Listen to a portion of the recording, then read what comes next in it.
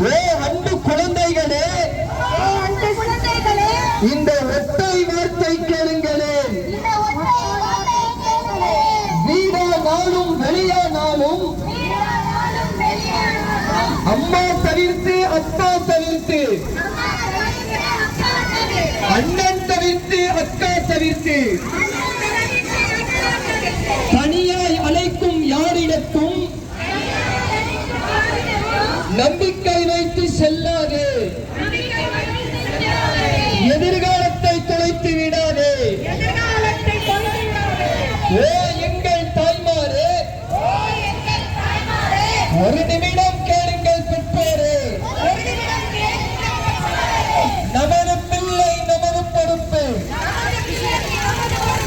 நாம் கவனம் கொள்வது சிறப்பு சிறப்பு.